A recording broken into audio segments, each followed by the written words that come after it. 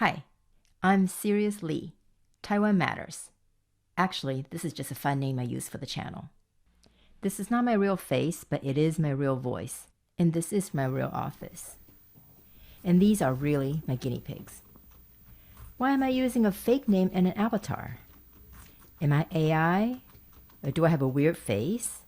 Or am I in a witness protection program? First, I promise you that you will likely see me make many mistakes in the videos, saying a word wrong here and there. This should hopefully assure you that I'm not AI, not even a smooth presenter. Second, I'm very ordinary looking. Not too weird for the camera though.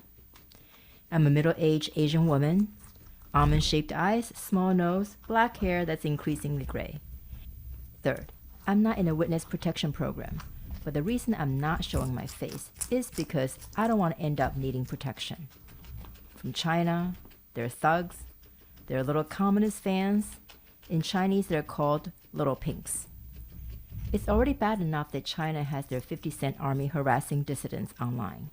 But China and the little pinks also threaten the physical safety of people and their families when people say things China doesn't like. A friend of mine asked me, has China ever really harassed people's kids though? Yeah, they have. Even people's 80-year-old parents. Over and over again. And not just in China, but all over the world. Even in democratic and very safe countries, like European countries, United States, Japan, Australia. I'm sure you've seen plenty of examples in the news. So what do I plan to say that's going to be so shocking about China? Am I doing an expose on Xi Jinping? Or some investigative reporting that show atrocities committed by China? Am I involved in protests against China, like on the issues of Uyghurs, Hong Kong, Tibet, or Tiananmen Square? Am I a member of the Falun Gong? No, I'm not. None of that. Though I do admire people who are involved in these movements. I'm just not brave enough to do such things and risk being beat up or worse by China. So why the heck would I need to worry about harassment from China or little pinks? That's the sick part. I'm just a Taiwanese American who has lived more than 30 years in the US and Europe. And I've come to realize that the world knows very little about Taiwan. And I just want people to know more about Taiwan, the country in which I was born and raised.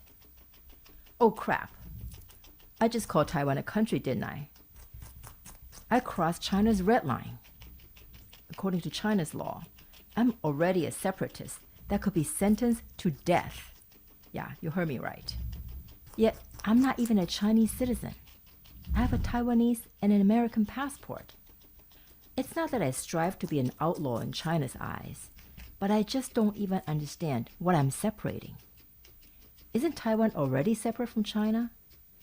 2 different country names, 2 different flags, 2 different governments, 2 different military, 2 different constitutions, 2 different everything?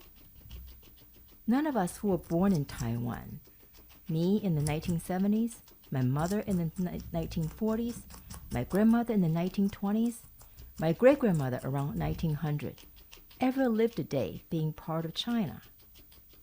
Honestly, it's hard to talk about Taiwan without involving politics.